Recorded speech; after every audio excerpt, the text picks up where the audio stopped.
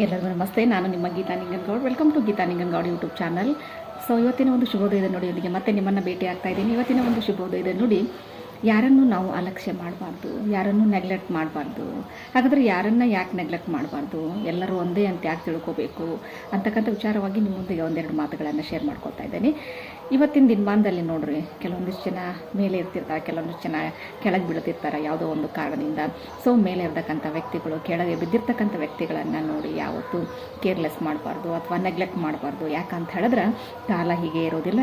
ಎಲ್ಲರೂ ಸಹಿತ ಕಾಲಚಕ್ರದಲ್ಲಿ ಸಿಕ್ಕಾಕೊಳ್ಳೇಬೇಕಾಗ್ತದೆ. ಸೊ ಅದಕ್ಕಾಗಿ ಪ್ರತಿಯೊಬ್ಬ ವ್ಯಕ್ತಿನೂ ಸಹಿತ ಏನಾಗಿರ್ತೈತೆ ಅಂತಂದರೆ ಒಂದೊಂದು ಅಗಾಧವಾಗಿರ್ತಕ್ಕಂಥ ಶಕ್ತಿಯನ್ನು ಹೊಂದಿರ್ತಾರೆ. ಆದರೆ ಆ ಒಂದು ಶಕ್ತಿಯ ಒಂದು ಪರಿಣಾಮ ಯಾವ ಹೊತ್ತಿನೊಳಗೆ ಏನಾಗ್ತತಿ ಅಂತಕ್ಕಂಥದ್ದು ಯಾರಿಗೂ ಗೊತ್ತಿರುವುದಿಲ್ಲ. ಸೊ ಅದಕ್ಕಾಗಿ ಭವಿಷ್ಯವನ್ನು ಯಾರೂ ನೋಡಲಿಕ್ಕಾಗೋದಿಲ್ಲ, ಭವಿಷ್ಯವನ್ನು ಯಾರೂ ಬರೀಲಿಕ್ಕಾಗೋದಿಲ್ಲ.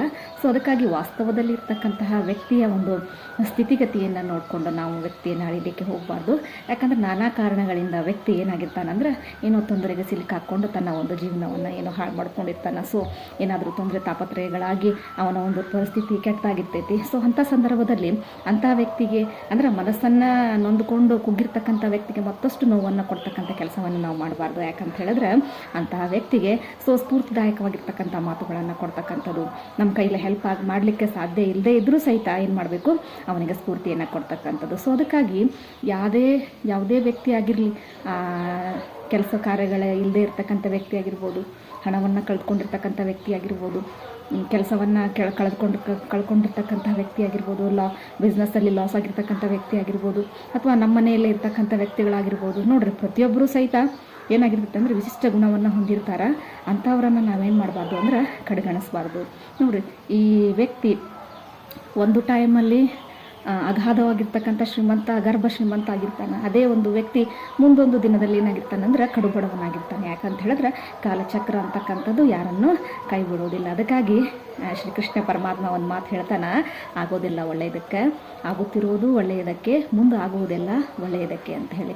ಅಂದ್ರೆ ಯಾವ್ಯಾವ ಪರಿಸ್ಥಿತಿಯಲ್ಲಿ ನಾವು ಸಿಲುಕು ಹಾಕ್ಕೊಳ್ತೀವಿ ನೋಡ್ರಿ, ನಾವೇ ತಂದುಕೊಂಡಂಥ ಪರಿಸ್ಥಿತಿ ಅದು ಬೇರೆ. ಹಾಗಾದರೆ ಕಾಲಚಕ್ರದ ಸುಳಿಯಲ್ಲಿ ಸಿಕ್ಕು ನಾವು ನಮ್ಮ ಒಂದು ಪರಿಸ್ಥಿತಿಯನ್ನು ನಾವು ಇಲ್ಲಿ ಪಡೆದುಕೊಂಡಾಗ, ಅಂದರೆ ಅದು ಕೆಟ್ಟದೇ ಇರಲಿ ಒಳ್ಳೆಯದೇ ಇರಲಿ, ಸೊ ಆ ಪರಿಸ್ಥಿತಿಯನ್ನು ನಾವು ಪಡೆದುಕೊಂಡಾಗ ಆ ಒಂದು ಪರಿಸ್ಥಿತಿಯನ್ನು ನಾವು ಅನುಭವಿಸಲೇಬೇಕಾಗ್ತದೆ. ಅದು ನಮ್ಮ ಒಂದು ಕರ್ಮ ಮೀನ್ಸ್ ಕ್ರಿಯೆ ಅಂತ ಹೇಳ್ತೇವೆ, ಅದು ನಮ್ಮ ಜವಾಬ್ದಾರಿ ಅಂತ ಹೇಳ್ತೇವೆ. ನೋಡ್ರಿ, ಪ್ರತಿಯೊಬ್ಬರು ಸಹಿತ ಬಂದಿರತಕ್ಕಂಥದ್ದನ್ನು ಅನುಭವಿಸಲೇಬೇಕು. ಸೊ ಅಂಥ ಅನುಭವಿಸ್ತಕ್ಕಂಥ ಸಂದರ್ಭದಲ್ಲಿ ಯಾವ ವ್ಯಕ್ತಿ ತನ್ನ ಒಂದು ಕರ್ಮವನ್ನು ಅನುಭವಿಸ್ತಿರ್ತಾನೋ ಅಂಥ ಒಂದು ಸಂದರ್ಭದಲ್ಲಿ ಅಂಥ ವ್ಯಕ್ತಿಯನ್ನು ನಾವು ಯಾವತ್ತೂ ನೆಗ್ಲೆಕ್ಟ್ ಮಾಡಲಿಕ್ಕೆ ಹೋಗಬಾರ್ದು. ಸೊ ಅದಕ್ಕಾಗಿ ನಾವು ಇವತ್ತೇನು ಮಾಡ್ತಾ ಇದ್ದೇವೆ ಅಂತಂದ್ರೆ, ನಮ್ಮ ಸುತ್ತಮುತ್ತಲಿ ಸ್ವಲ್ಪ ವ್ಯಕ್ತಿ ಏನೋ ಚೆನ್ನಾಗಿರ್ತಾನೆ, ಸ್ವಲ್ಪ ಏನೋ ತೊಂದರೆ ತಾಪತ್ರಯ ಆಗಿ ಒಂದು ಕೆಳಮಟ್ಟಕ್ಕೆ ಹೋಗ್ಬಿಟ್ಟಿರ್ತಾನೆ, ಪರಿಸ್ಥಿತಿ ಭಾಳ ಕೆಟ್ಟಾಗಿರ್ತೈತಿ.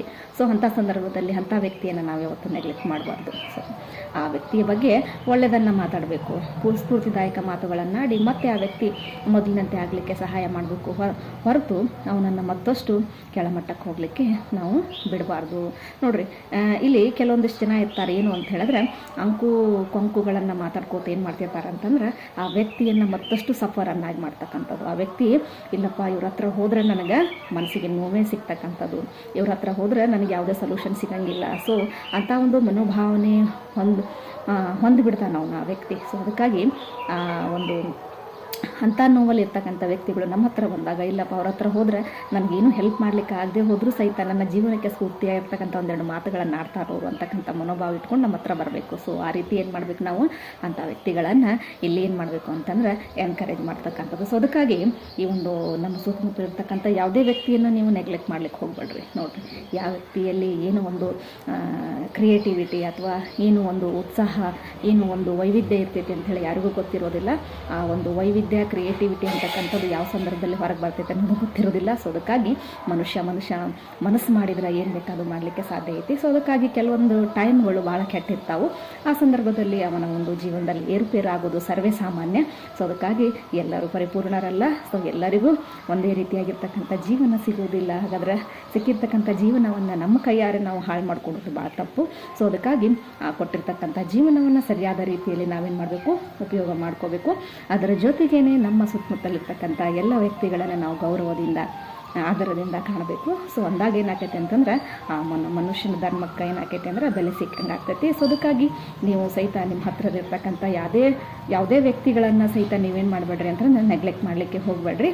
ಸೊ ಎಲ್ರಿಗೂ ಸಹಿತ ಗೌರವವನ್ನು, ಸ್ಫೂರ್ತಿಯನ್ನು, ಪ್ರೀತಿಯನ್ನು ಕೊಟ್ಟು ಆಧರಿಸ್ರಿ ಅಂತ ಹೇಳ್ತಾ ಮತ್ತೊಂದು ಶುಭೋದಯದ ನುಡಿಯೊಂದಿಗೆ ಮತ್ತೆ ನಿಮ್ಮನ್ನು ಭೇಟಿ ಆಗ್ತೀನಿ. ಅಲ್ಲಿವರೆಗೂ ನಮಸ್ತೆ.